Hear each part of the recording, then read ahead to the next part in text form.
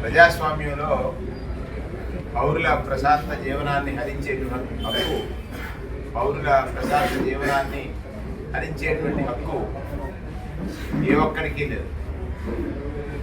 భారత రాజ్యాంగ నిర్మాత బాబాసాహెబ్ అంబేద్కర్ గారు ఒక గొప్ప రాజ్యాంగాన్ని ఈ దేశానికి వసిగి రాజ్యాంగబద్ధ పాలన చేసేటువంటి నాయకుల యొక్క గెలుపు ద్వారా ప్రజలకు మంచి జరిగించాలనేటువంటి వారి ఆశయం. దానికి భిన్నంగా ఇవాళ గెలుపొందినటువంటి ఎవరైతే గెలుపొందినటువంటి పార్టీలు బాధ్యతగా పనిచేయాలి, గెలుపొందినటువంటి పార్టీలు పౌరుల యొక్క ప్రజల యొక్క ధన మాన ప్రాణాల రక్షణకి బాధ్యత వహించాలి. దానికోసం మనకు వ్యవస్థలు ఉన్నాయి. ప్రధానమైనటువంటి శాంతి భద్రతను రక్షించేటువంటి పోలీసు వ్యవస్థ, ఎక్కడైనా చిన్న చిన్న సంఘటనలు జరిగితే వాటిని నివారించేటువంటి న్యాయ వ్యవస్థ, అన్నిటికంటే ప్రజల యొక్క శాంతి భద్రత రక్షణ ప్రభుత్వం యొక్క ప్రధానమైనటువంటి లక్ష్యం.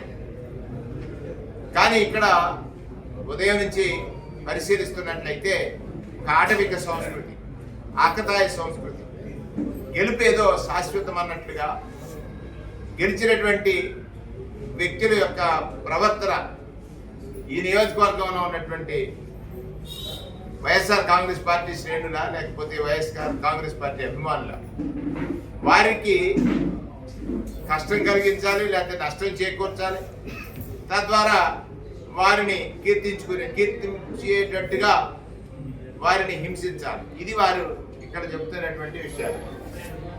ఇది సరైనటువంటి పద్ధతి కాదు. ఇప్పటికే ఆలోచించాలి. ఇక్కడ భారతీయ జనతా పార్టీకి సంబంధించినటువంటి శాసనసభ్యులు ఎన్నికయ్యారు. ఈ దేశంలో పరిపాలన సాగిస్తున్నటువంటి భారతీయ జనతా పార్టీ నరేంద్ర మోడీ గారి నాయకత్వం, ఆ నాయకత్వంలో ఈ రకమైనటువంటి ప్రవర్తన చేసేటువంటి వారికి తెలిసి జరిగినా తెలియక జరిగినా బాధ్యత మాత్రం వహించాల్సినటువంటి వ్యక్తులు వారేనని, దానికి సంబంధించి పోలీస్ శాఖకి ఏదైనా సమాచారం వస్తే, పౌర జీవనానికి విఘాతం కలిగితే, దానిలో ఏదైనా ఫెయిల్యూర్ జరిగితే దానికి బాధ్యత వహించాల్సింది పోలీస్ శాఖేనని, తాత్కాలికంగా తప్పించుకున్న న్యాయపరంగా హైకోర్టుకి వెళ్ళి ఎక్కడైతే